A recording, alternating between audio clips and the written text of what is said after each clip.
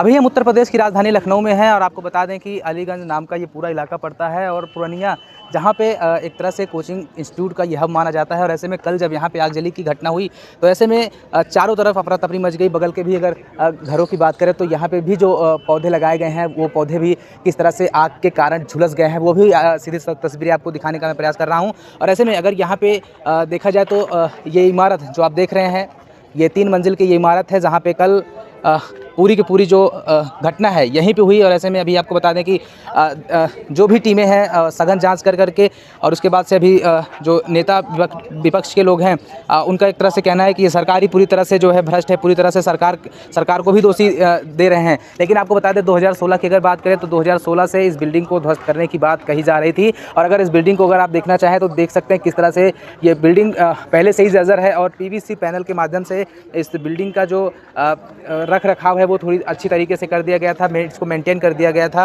और ऐसे में अभी आप देखेंगे जब कोचिंग इंस्टीट्यूट के ठीक बाहर हम लोग हैं तो यहाँ पे देखिए कुछ खाने पीने की जो चीज़ें हैं वो सब भी यहाँ पे जली हुई नज़र आ रही हैं। और अगर देखा जाए तो यहाँ पे ये अथॉरिटी डेवलपमेंट का जो सारा का सारा प्रकरण है उस पर भी सवाल उठ रहे हैं। वो लोग भी कह रहे हैं कि यहाँ पे कोचिंग इंस्टीट्यूट अलाउ नहीं है, यहाँ पे फिर भी कोचिंग इंस्टीट्यूट जो है वो रखा गया। और ऐसे में अभी तस्वीरें कुछ इस तरह की हैं, आप लोग देख रहे हैं। एक वीडियो बहुत ज़्यादा सोशल मीडिया पे चल रहा था, मीडिया में भी चर्चा का विषय बना हुआ है। वो जो केबल है उसी केबल से 2-4 छात्र जो हैं वो लटक करके ऊपर से नीचे आ रहे थे और कुछ के जो है पैरों में भी ये सारे जो गेट्स के जो ये ग्रिल लगी हुई है ये सब भी पैर में चुभ गई थी। और तस्वीरें कुछ अलग ही तरीके की यहाँ पे हैं। और आपको बता दें कि अगर अंदर की बात करें तो दिखाना चाहिएगा आपकी देखिए किस तरह से जो बाइकें हैं, गैलरी की बात मैं कर रहा हूँ, गैलरी में देखिए किस तरह से ये जो बाइकें हैं वो जल करके खाक हो गई हैं। और ऐसे में सुबह से ही यहाँ पे जो प्रशासनिक अधिकारी हैं उनका भी आवागमन है वो भी आ रहे हैं। और ऐसे में बात ये भी करी जा रही है कि लोगों ने यहाँ पे बताया कि इस कोचिंग इंस्टीट्यूट में बायोमेट्रिक गेट होने के कारण जब लाइट गई और ऐसे में सारा सिस्टम जब क्रैश हुआ तो बायोमेट्रिक गेट था, इसी वजह से दरवाजे खुल नहीं पाए। देखिए क्रॉस एरिया बना दिया गया है, इस एरिया इस पीली पट्टी के उस पार लोगों को जाने से मना किया गया है। और ऐसे में अभी जब यहाँ पे तमाम सारे अधिकारी आए थे तो उनसे जब मीडिया कर्मियों ने बात किया तो उनका सिर्फ एक ही तरह से एक ही कहना है कि आप लोग जो है निश्चिंत रहिए, पूरी मामले की जो भी कार्रवाई है वो बहुत अच्छे तरीके से करी जाएगी। और ऐसे में अभी जब बाहर की तस्वीर मैं आप सभी को दिखाने का प्रयास कर रहा हूँ, देखिए ये जो कांच के जो टुकड़े हैं, कांच के टुकड़े यहाँ पे पड़े हुए हैं। और उस तरफ जब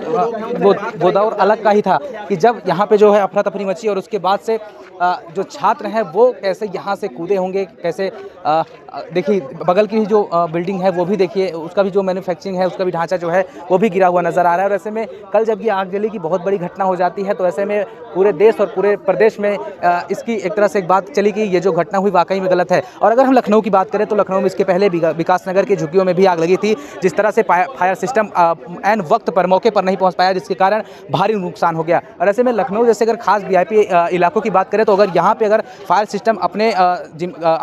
सिस्टम अगर जिम्मेदारी से और ईमानदारी से काम अगर नहीं करेगा तो कैसे होगा। आप समझिए कि लखनऊ बहुत ही जहाँ पे ये विकास नगर की घटना हुई थी वहीं से मुख्यमंत्री जी का आवास जो है वो 8 से 9 किलोमीटर की दूरी पर है और वहीं से महज 9 किलोमीटर में जो है फायर सिस्टम नहीं पहुंच पा रहा है। और लोगों से जब बात की जा रही तो लोग कह रहे हैं कि ट्रैफिक वजह, देखिए ट्रैफिक की वजह है, इसी वजह से जो है ये आग लगी और उसके बाद से ट्रैफिक की वजह से पहुंच नहीं पाई फायर सिस्टम। लेकिन सवाल एक अलग तरीके से है क्योंकि अगर जब यहाँ पे सारी चीज़ें बहुत अच्छी तरीके से मेंटेन थी तो इन सारी चीज़ों को इसमें इस तरह की घटना क्यों हो गई। और ऐसे में अगर आपको अगर दिखाना चाहें तो लोग बार बार एक बात को ही कह रहे हैं कि ये अंदर की भी बिल्डिंग अगर आप देखना चाहें तो देख सकते हैं किस तरह से ये भी प्लास्टर नहीं हुआ है और उसके बहुत अच्छी तरीके से इसका भी रखरखाव नहीं किया गया है। और बाहर का भी जो भी कुछ भी ढांचा आप देख रहे हैं, जो भी मैन्युफैक्चरिंग आप देख रहे हैं, यही सारी चीज़ें बहुत अच्छी तरीके से हैं। और जो भी सारी चीज़ें हैं वो उनको जो है अगर इस बिल्डिंग की अगर बात करें तो इस बिल्डिंग को ही आप देख लीजिए कि PVC पैनल के माध्यम से इस बिल्डिंग को बहुत अच्छी तरीके से ढका गया था। और उसके बाद से जब ये आगजनी की घटना हुई उसके बाद से यहाँ की जो सारी चीज़ें हैं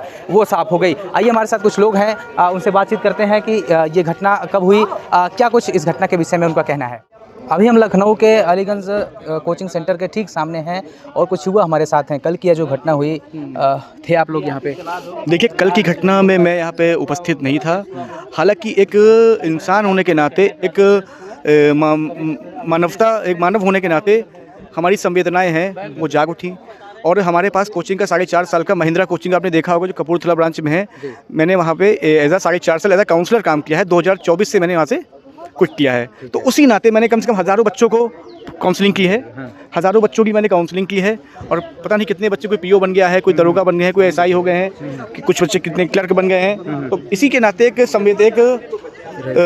एक वेदना के नाते मैं यहाँ पे आया हूँ।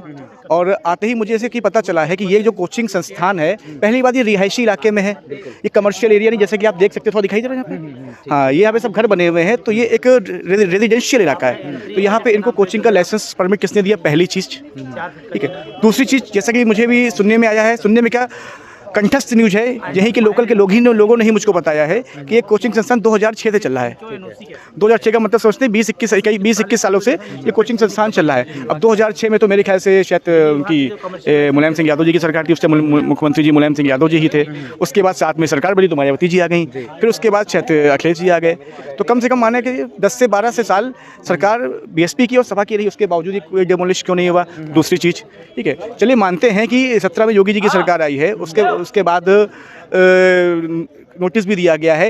लेकिन ये गलती यहाँ के जो लोकल के नगर निगम के जो अधिकारी हैं, ठीक है, यहाँ के जो नगर निगम के जो जोन के जो इंजीनियर हैं, जेई हैं, कहीं ना कहीं उनकी भी संलिप्तता इसमें पाई जाती है, क्योंकि उसको धस्तीकरण क्यों नहीं किया गया, ठीक है।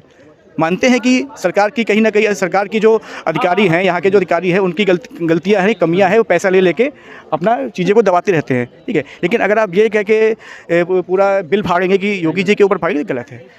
ये बिल्डिंग मायावती, सुन लीजिए, ये बिल्डिंग मायावती जी के टाइम भी थी, और ये बिल्डिंग मुलायम सिंह यादव जी के समय की भी थी, ये बिल्डिंग अखिलेश यादव जी के समय की, जब से कोचिंग यहाँ चली 6 दे कोचिंग चल रही है, ठीक है। अगर देखा जाए खास करके लखनऊ की बात करें तो अभी पहले भी विकास नगर के इलाके में आग लगी थी, फिर भी फायर सिस्टम अच्छे से काम नहीं किया, और आज भी कल जब ये घटना हुई तो सारी चीज़ें नहीं हो पाई। क्या मानते हैं फिर, ऐसा क्यों नहीं हो पा रहा है? देखिए, विकास नगर की कमी है ना। विकास नगर वाले में जो आग लगी थी वो मामला दूसरा था। उसमें ये था कि भाई, उसमें आग पानी से लगी थी। नहीं, आप बात समझिए पहले। उसमें ये था कि वहाँ के जो लोग रहते थे, वहीं उसी की जो झुग्गी झोपड़ियों से कहीं सिलेंडर में आग लगी, कहीं सिलेंडर लीकेज हुआ, सिलेंडर में आग लगी, उस एक झुग्गी में लगी, दूसरी झुग्गी से पकड़ी, वो पूरी झुग्गी जल गई, ठीक है। तो उसमें भी आप अगर सरकार को दोष देंगे तो गलत है।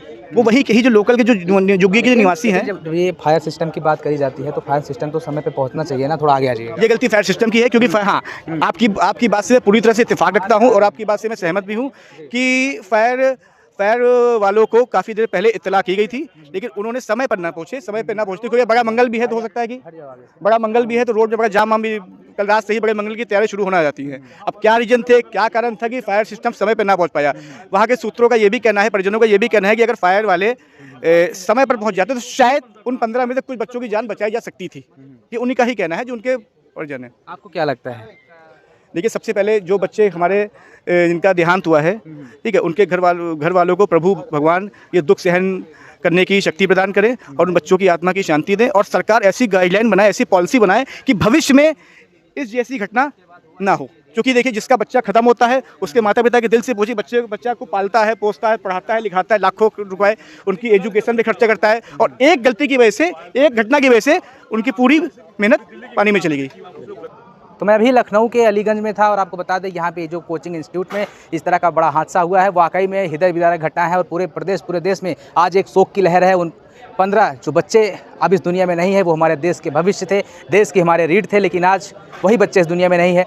अब यह देखना होगा कि उन बच्चों को इंसाफ कब मिलता है, दोषी कौन है, और जो भी दोषी हो, लोगों की एक तरह से मांग है, लोगों से जब हमने बातचीत करी, लोगों का यही कहना है कि जो भी इसमें संलिप्त हों, उनके खिलाफ कड़ी से कड़ी कार्रवाई होनी चाहिए। कैमरामैन नीलेश के साथ मैं सौरभ, लखनऊ।